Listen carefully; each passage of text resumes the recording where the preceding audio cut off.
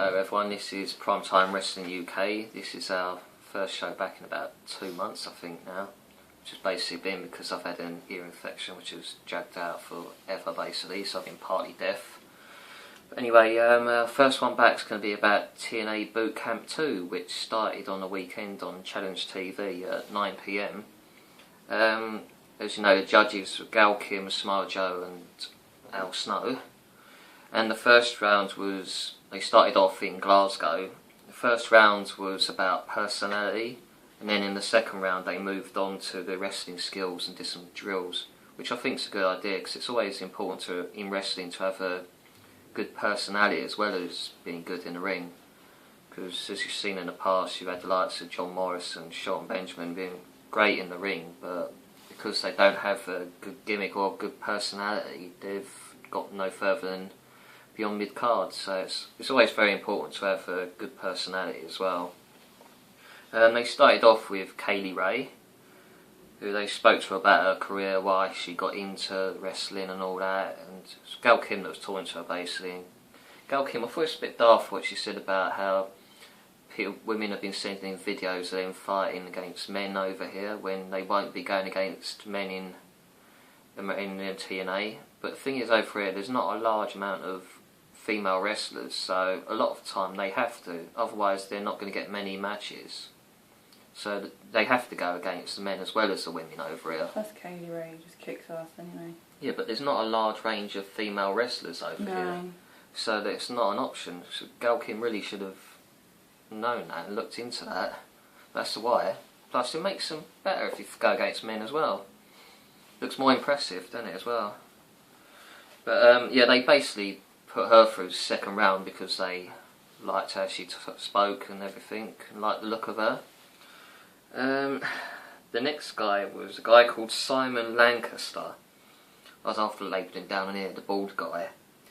He, even I think Samoa Joe, Al Snow said it, he's very awkward with his personality. It seemed like it was being forced. Didn't seem like it was natural. Didn't you think that? It came really like it was being forced. I have to admit, I wasn't really paying much attention to him. Like, I just didn't really, wasn't interested. His personality wasn't great, was it? It was awkward. It was all false. Nothing natural about it, and they commented about it. But they put him through to the next round probably because he put so much effort into it and was trying hard. But I wasn't impressed by it because it wasn't natural at all. The next one, I felt sorry for the guy, Joe Vega. His personality, the way he was talking was like he was just defeated himself automatically, didn't he? The way he was talking, you could see he had no real belief that he could go anywhere. They weren't impressed with him, so they got him to do some actual manoeuvres in the ring, which didn't go down well because he tried to do a high flying move and put his knee out. Or it was his knee, wasn't it? Or was it his ankle? I can't remember. I think it was his leg. I think it might have been his. I think it was his knee, but as soon as he landed, he went crashing down to the mat and he was in pain. I was like, God, it goes from bad to worse.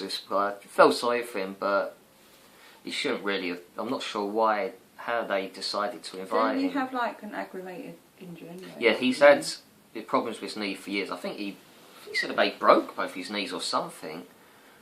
And obviously you've got a weakness there, shouldn't be doing these high manoeuvres, but it just seems strange to put the likes of him and Simon Lancaster in, but not Will Ospreay. We all know he's really good. It just seems strange, some of their pickings, but this guy was defeated from the beginning, the way he was talking, and it just went from bad to worse for him. I felt sorry for the guy. The next guy was unique, you could say, Priscilla. He's kind of a bit like the UK, what was his name, Rico, but I think he was a bit worse than that. It was different, and yeah, I don't think Al Snow knew what to make of him. But they put him through because it's something different, and they were willing to give him the opportunity. Next one, who we've seen a few times, Noam Dar. We've seen her progress a few times. He did a car promo standing right in front of Samoa Joe's face, didn't he? Was it Hebrew? Yeah. Yeah, which he did that quite well because he was very serious and quite intimidating the way he did it. And it's not. The fact that he was like apologised and didn't say anything bad, and then Samoa Joe's said worse. It was on Twitter, or something, and Samoa Joe goes, "Yeah, I've said worse to you, Samoan." Some random type thing. But it's quite because Samoa Joe can be quite an intimidating guy because he's a big guy, and to do that takes some nerve. I mean, what we've seen of Noam Dar, he's a good wrestler. Yeah, not nuts on his personality side, but wrestling-wise, he's good. He's really good. But they put him basically through to the There was second no round. doubt that he wasn't going to get through anyway, so... The next one, Grado. It's yourself. He's alright. Ponko. He came charging down the stairs, decided to get Samoa Joe's autograph and take a selfie, which El Snow was a bit confused about. El Snow didn't like him from the start, you could see that. He was doing his funny little exercises in the ring and saying he's like Big Daddy. He's half daddy, wasn't he? The thing is, though, they should everyone knows what Grado's like, though. It's all about comedy, isn't it? He's like great. He's a great laugh. Obviously, he's not the greatest wrestler in the world, but he's a good laugh. Oh, but he's so entertaining. Oh yeah. That's what gets him over, because he's just really entertaining. But El Snow didn't want to put him through, but the other two persuaded him, and they put him through to the next round. When during the World Cup in Endeavour, innit? When him and Noam Dar did the whole Shawn Michaels Ric Flair, I'm sorry. Yeah. That was quite funny. Yeah, he's a nutcase. Next was my favourite, Nikki Storm, who they put her through to the next round. She's a very confident girl. She's got a very good personality. Plus, she can wrestle as well. So she's got the two together, and she's strong as you see during the episode. What do you think, there? She's alright. I kind of thought when she walked in, she was kind of like overconfident kind of thing. Like the way she just came in as if to I am this, right? I am. That's just her gimmick, like you saw at Endeavour. It's like she was staying in character all the time, like straight from right in the beginning, which is good. Oh yeah, because it's what it's about. They want to see your gimmick. Giving it to Gail Kim, I was like, oh god. Yeah, I love Nikki Storm, so I was happy. The next guy, I didn't see him in the second round, even though they put him through, which I thought was odd. Mr. Tank, who looks like something out of Gladiators, doesn't he? See, he was all body. That was it. Did he get through? They did. They wanted to see him in the next round, but I never saw him in the second round, which is strange. I don't think he... So I don't know if there's a problem he didn't come back, but they did put him through. But he was all about physique. That was all there was to him, I thought. That's what they said to him as well, innit? I wasn't nuts on his personality. It was a bit weak, but they did put him through. Next one was Viper, which I've not seen videos probably of her, but I've seen some pictures on with her against Lana Austin, I think it is. Which she tried to put this mean promo on, didn't she? But she's too nice. Really, it just came. Really, she should be. It just was too soft. Wasn't really believable, was it? They said she just seemed too nice. Yeah, but they did put her through. But she was not. She was cool though. Yeah, she was. I thought she was decent in the ring. It was just her fitness that let her down in the end. But round 2 was, as I said before, the wrestling skills and drills.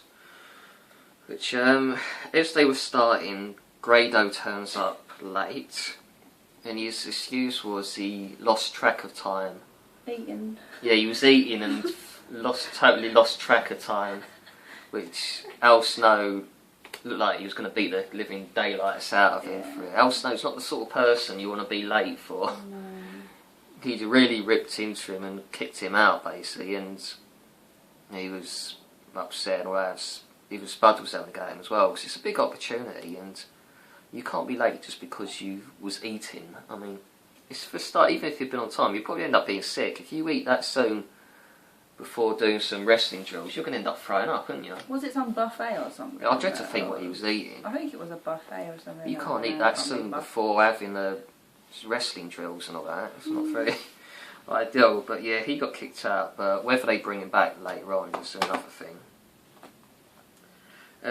They did some drills with Nikki, because Al Snow doesn't seem that convinced of, because of her size, which I hate when they use this excuse about just being small and all this rubbish, because AJ's small and she still does well, but she basically lifted up Al Snow, which and carried him in circles. For her height is hard to do with a guy of his size. He's no lightweight, and of his height and everything, to lift someone that weight who's twice 2 or 3 times her body weight is impressive. She did like a couple of walks around the ring, didn't she? As well. And all the rest, she looked good with all the manoeuvres she did. But then we've seen her in a Yeah. match, so she's quite good. But basically, the ones they put through to the next round was Nikki Storm, Kaylee Ray, and Noam Dar, which I thought was the right 3 because they stood out more than the others. As I said, Viper was good in ring, but because of her size, she ran out of steam after one. Couldn't do those lows down and the fact that they didn't it was a believe fitness her level. to be mean. No, it was more to the fact, which sounded like with Gail Kim anyway, to do with her fitness level because she was starting to struggle quite quickly. But Noam Dar was no doubt going to go for it, and Kaylee Ray. Oh yeah, and to me, even Nikki Storm, it was a standout 3 by far, wasn't it? If Grado would have been there, then even then, I'm not sure. Al Snow just couldn't stand him full stop, could he? I think he would have got through though. Yeah, but would you put him through over those 3? It's good entertainer, but wrestling wise. But yeah, that was basically the 3 they put through. And I really enjoyed the first episode. I like the way, the process of how they do it, which is how it should be done really, not this silly way like sometimes you're getting Tough Enough, where it's just all muscle men, isn't it? Straight out of a gym that have no personality or ability. Whereas these people have been wrestling for quite a few years now, so they know what they're doing, and it's good to have a round to check your personality. Because if you've got no charisma whatsoever, let's face it, you're not going to be a world champion. Plus, we've got a lot of great talent. Khali was once, we've but got still. such a great amount of talent here as well. Well, they could easily do. I'd like to think they'd do another boot camp next year. Now people say, well, yes, if TNA's still around, but hopefully they will be. But technically, like any company could do it. Yeah, but even with TNA, there's so many there still that weren't even in this. There's Will Ospreay. People don't know everyone that's in it. The fast lot. Well, it doesn't matter, but still, I've already said about Will Ospreay, but there's others. There's so many other talents that could have been in it, which weren't put there. But I'm looking forward to tomorrow's one. Yes, next week's is Manchester, which I know Lana. What? Andrews, isn't it? Andrews. Yeah, isn't it? Yeah, and I know Lana Austin's in it 'cause I've seen the pictures for it. And there's 2 other girls, isn't there? I think. Yeah, they showed clips at the end of a few of them, but yeah, I'm definitely looking forward to it. It's definitely a very good way to. It's how boot camp should be done, basically. And you got so much talent in the UK now. It's a lot better than the first boot camp because it was too little people. As well. Well, you only had a small amount of people, plus it wasn't enough. I didn't think it was enough of in-ring stuff. It was stuff like going to clubs and all that, and I don't think you really need that in a boot camp. You don't need to see that side. But yeah, definitely looking forward to tomorrow's, which is 9 PM on Challenge TV before Impact comes on. Hopefully next week during the week I'll have Gavin on to talk about this Sunday's show. And I'll be doing another video tomorrow which will be talking about London Film Comic Con. And Rev Pro. And yes, Rev Pro I'll be talking about tomorrow later on as well. Which was a very good long day, but it was worth it though. Oh yeah. British wrestling's a lot of fun to watch. Especially like what happened at the end. Yeah. See, I used to have this view on British wrestling about a year ago where I was like, I don't know if I could get into that. Because when you've been watching WWE for so long, you get stuck in that American wrestling way and you're thinking, I don't know if I'd like this. But went to one Progress show and loved it ever since. Go to Rev Pro as well now. So yeah, anyway, I'll be back hopefully during the week with Gavin, and also I'll have another video up tomorrow with my Rev Pro and London Film Comic Con comments. Anyway, speak to you soon. Bye.